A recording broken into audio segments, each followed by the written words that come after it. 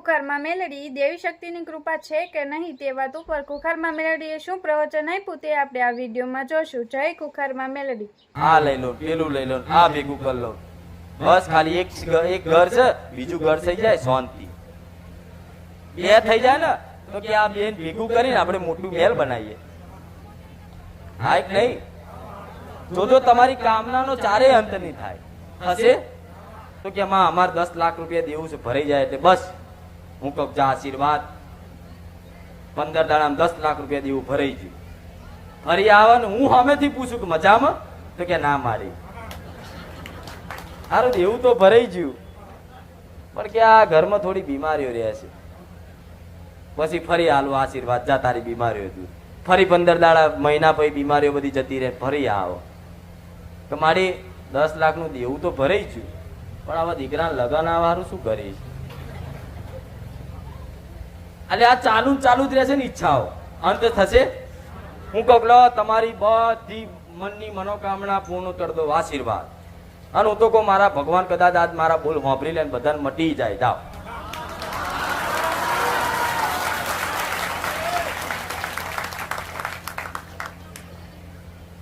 તોય તમે આવતા રવિવાર આવશો. બોલો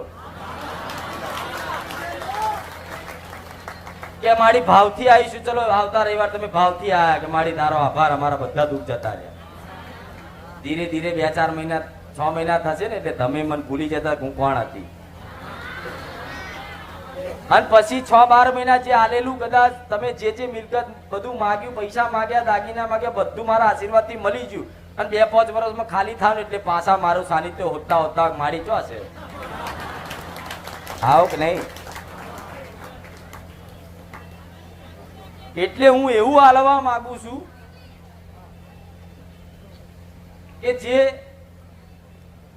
તમારે એને જો માગવાની જરૂર નહીં પડે, એને કહેવાની જરૂર નહીં પડે.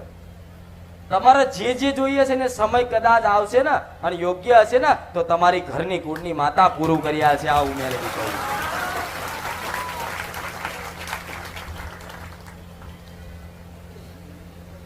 હું એ હાલવા માંગુ છું, પણ છતાંય આજના મનુષ્ય માયા જોતો ખરા જેવી માયા છે નહીં. આ તો ખેલ છે તાર ભગવાનના. નજર હોમે કદાચ ભગવાન આવી જાય ને, સાક્ષાત મારો રામ ભગવાન ધનુષ લઈને આવી જાય ને, બોલ તું જે માગે આલું.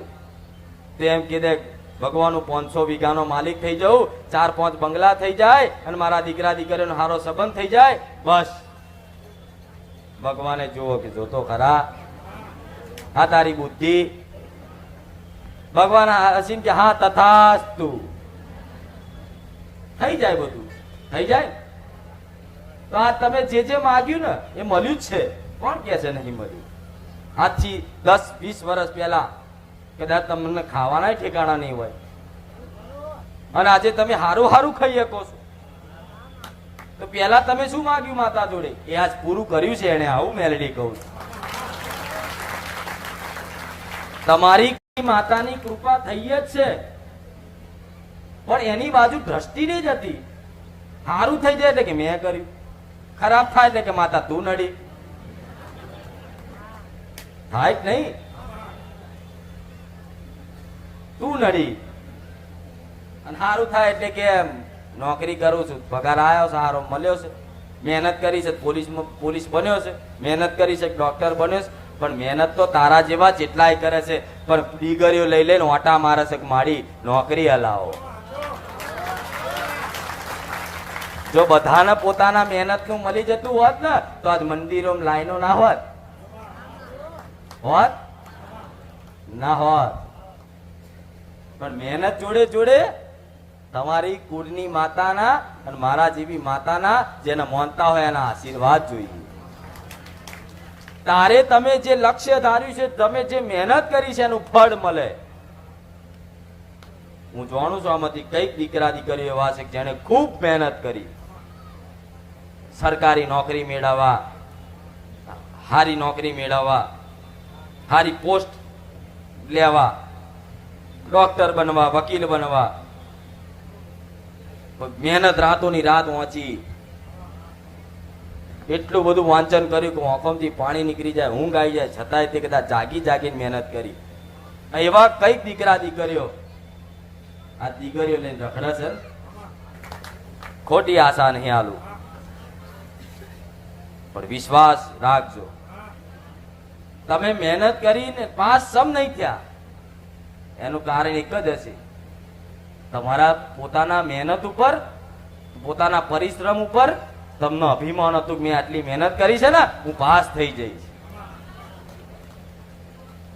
પણ એ જ કદાચ મહેનત પરિશ્રમ કરીને તમારી કુળની માતાને કીધું હોય ને કે માં મહેનત મારી, આશીર્વાદ તારા, ખાલી આટલું કીધું હોત ને તો આજ મારી જોડે માગણી ના કરવી પડે. કોઈ દુકાન કરતું હોય, કોઈ લારી કરતું હોય, કોઈ નોકરી જતું હોય, અલગ અલગ બધાના વ્યવસાય ધંધા હોય. હું તો કોઈ દુકાન કરતા દુકાન ચાલુ કરવા ના હોય ને તાર માતાને ખાલી દીવો કરો ને તો દીવો કરીને એટલું કે માં ઘરાકઈ તું બની નાય અને વેપારી તું બન. હું તો આ બેઠો જો પછી તમારી દુકાનો ચાલુ થાય.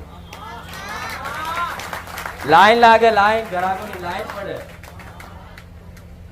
કોઈ નોકરી કરતા હોય ને તેમ કે માં હું તો ખાલી નિમિત્ત બની અને હું અહીંયા આવ્યો છું, પણ માં જો તું મારી માં તારા આશીર્વાદથી મને આ નોકરી વ્યવસ્થિત મળી હોય ને તો માં આ નોકરીની જવાબદારી તારી મારી નહીં.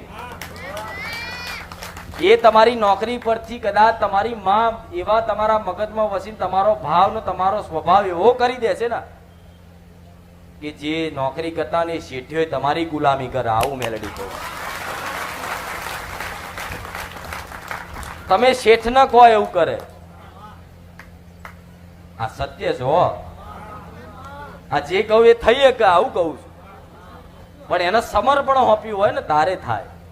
કદાચ તમારે રજા જોઈતી હોય ને તો તમારી માં એ શેઠના મગજમાં વસી જાય, તમારે કહેતા પહેલા એમ કહી દે જા 2 દાડાની રજા. પણ અભિમાન નાખી દો કે આ મારી મહેનતનું છે. અભિમાન નાખી દો કે આ મારી મહેનતનું ઘર છે. અભિમાન નાખી દો કે આ મારા છે. માં બધું તારું. તમારું પરિવાર હોય ને એ એનો હોપો, માં આ તારું છે. માં મારા દીકરો નહીં, આ માં તારો દીકરો છે. માં મારી દીકરી નહીં, માં તારી છે.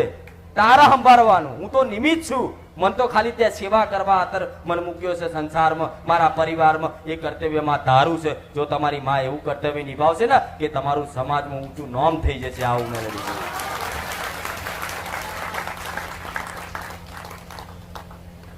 આ કર્તવ્યો ખાલી નિભાવો ને તોય તમે સુખી જ છો. આ નડ્યું, પેલું નડ્યું, પેલી વિદ્યા, પેલી કશું જ નહીં નડતું. તમે જેવું વિચારો એવું થાય. નહીં કહેતા બહુ દુઃખી છું, બહુ દુઃખી છું, બહુ દુઃખી છું. તો કહે છે કે જેવું વિચારો ને જેવો ભાવ રાખો ને એવો તમે બની જાઓ. તમે દુઃખી દુઃખી દુઃખી દુઃખી કરો એટલે દુઃખી જ બનવાના. પણ દુઃખી હો છતાં માં તારા વિશ્વાસે છું ને, તારા ભરોસે છું ને માં હું સુખી જ છું. ઓટોમેટિક તમે સુખી થઈ જશો. આવું મેલેડી કહું. અને તમને કદાચ તમારું સુખ દેખાતું ના હોય ને, કદાચ તમારું સુખ અત્યાર હાલનું સુખ કોઈ નજર સામે દેખાતું નહીં. એનું કારણ છે કે નજીક કદાચ આંખો કચરો પડ્યો હોય ને કોઈ દેખાય નહીં. આંખોની આગળ છેક નજીક કોઈ વસ્તુ લાવી દે ને એ દેખાય નહીં. એને થોડી દૂર કરો ને તારે તમને દેખાય. આ સુખ છે ને કદાચ થોડું ઘણું એ થોડું દૂર થાય ને એટલે તમને દેખાય કે આ દુઃખી છું. હું પહેલા સુખી હતો તો અત્યારે સુખી જ છો તમે, નહીં દુઃખી. આવું મેલડી કહું છું. બોલ તું ભાઈ. પણ તમારે સુખ, પોતાનું સુખ ચેક કરવું હોય ને તો રોડ ઉપર બેઠેલા ભિખારી હોય ને એની જોડે જઈને બેસી જતો.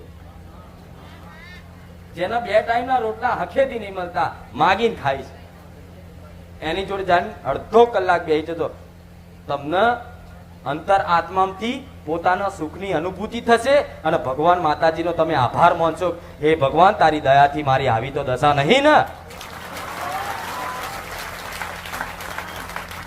હા, શું ખોટું? તો તમે સુખી હોવ છતાંય તે કદાચ માતાઓની આગળ એમ કે માં હું બહુ દુઃખી છું, માં હું બહુ દુઃખી છું, માં હું બહુ દુઃખી છું, તો તમારી માં દુઃખી થાય કે દીકરા તું દુઃખી નહીં, તું સુખી જ છું. પણ છતાંય તારું સુખ તને દેખાતું નહીં. અને દુઃખ છે ને મિથ્યા દુઃખ છે. જેની કોઈ વસ્તુની જરૂર નહીં એનું તને દુઃખ લાગે છે. માતાના આ વસ્તુ કેવી છે, એને સદબુદ્ધિ આવી છે, પણ આનું જ્ઞાન નહીં, તકલીફ ત્યાં છે. ગાડી જોઈએ, બંગલો જોઈએ, હું તો કહું લાવ દિવાળી બધા લઈ આલો નવી ગાડી.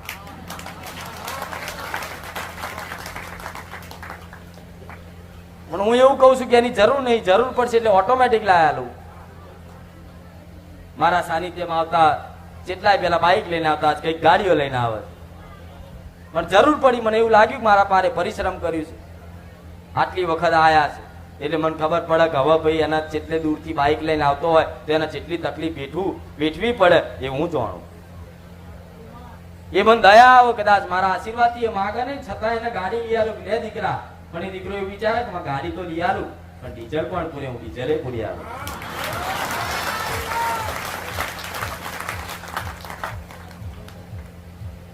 પણ માગણી કરો નહીં તો વગર માગે આલું. માગવાથી કોઈ ભીખાઈ આલે છે? ભિખારીઓ માગે કે હાલો બાપા હાલો ના, તો તમે શું કહો, ચોની મોની કોમ ધંધો કર, જાય આગળ, અને રૂપિયા હાલો તો એને સંતોષ થાય ના થાય. પણ કોઈ વગર માગે શાંતિથી કોઈ એવો બેઠો હોય અને બસ તમારી હામું ખાલી જુઓ ને, તમને અંદર ઓટોમેટિક દયા આવે કે લાયાના બચારાને 20 રૂપિયા 10 રૂપિયા આલુ કંઈક ખાવા. જે માગે નહીં આલો, તમે જોજો, જે માગશે લોહી પીન એને નહીં આલો, પણ જે નહીં માગે ને એની પર દયા જાગશે. એટલે માતાજી ભગવાન દયા કોની પર આવે? જે માગણી નહીં કરતો એની પર દયા આવે. આવું મેલડી કહું છું. એટલે રોજ રોજ મારી જોડે માગવાનું બંધ કરી દો. જો કદાચ કોઈ એવી યોગ્ય માગણી હોય તો એવું નહીં કહેતી કે નહીં માગશું. તમે ઘરમાં કોઈ એવું બીમારી હોય, કોઈ જબરી તકલીફ હોય તો એ તમે મને કહી શકો છો. પણ આ નાની નાની વાતે મારા શ્રીફળ ચુંદડી અગરબત્તી મોની અને મારી કૃપા બગાડશો નહીં, આવું કહું છું. બેલેન્સ ઓછું થાય છે. મારી માથું દુખ્યું છે, નારિયેળ મોનું માથું દબાયેલું લો. મારી પેટમાં દુખ્યું છે, નારિયેળ મોનું પેટ મટાડેલું લો. પણ તમને નહીં ખબર, તમે એટીએમ રોજ ઘસો છો, અને મારું એટીએમ વગર પાસવર્ડ નું આલ્યું છે. ચાર ઘસો તાર પૈસા દે કરે. શા પાસવર્ડ? પાસવર્ડ હશે તો એક જ, રામ રામ માડી. એટલે મારું તરત એટીએમ તો લે દીકરા તાર જે જોઈએ. પણ દીકરો આટલું જ માગે છે, બોલું હસું કઈ બેઠી બેઠી. પણ કોઈ આમાંથી કદાચ 5% જેવા ભાવિકો સમજ્યા હશે મારી વાતથી કે જેણે પોતાની કુળદેવીની કૃપા માગી. આવું મેલડી કહું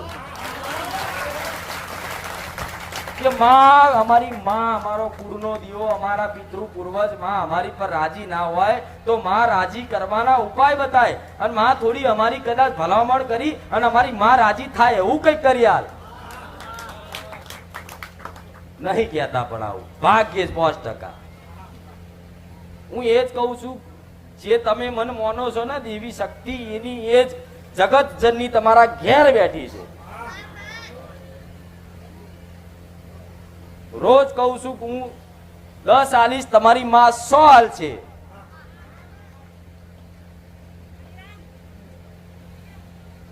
તોય તે નહીં મને ગુરુ માનો છો ને, તો ગુરુ જોડે સલાહ લેવી હોય ને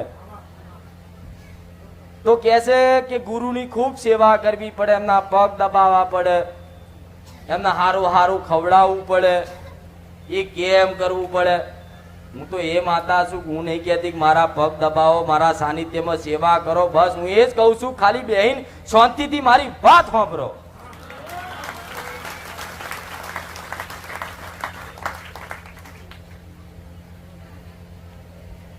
પણ કોણ નહીં, કોણ માતા ને કોણ શું, કોમ થવું જોઈએ. બસ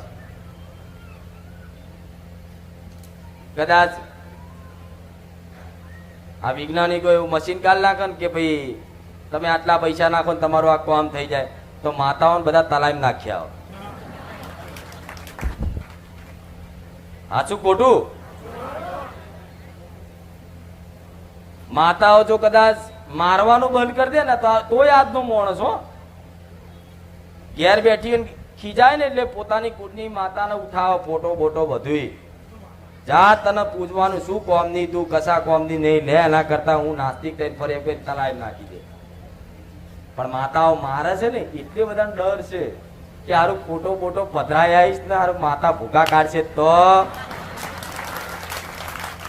એટલે 50% શ્રદ્ધાળુ મોનવા વાળા માતા મોનવા વાળા 50% ભાવિકો એવા હોય કે જે ડરથી પૂજા પાઠ કરે જેવી ડરથી મારા પૂર્વજનો રોજ દીવો કરો નકર પૂર્વજ નડશે આપણી મહાકાળીનો રોજ દીવાબત્તી 2 ટાઈમ કરો નકર મહાકાળી નડશે મેલડીને કદાચ રોજ દીવો કરો નકર મેલડી નડશે આ ડરના કારણે તમે કરો કઈ કશે આત્માને પૂછજો જવાબ મળશે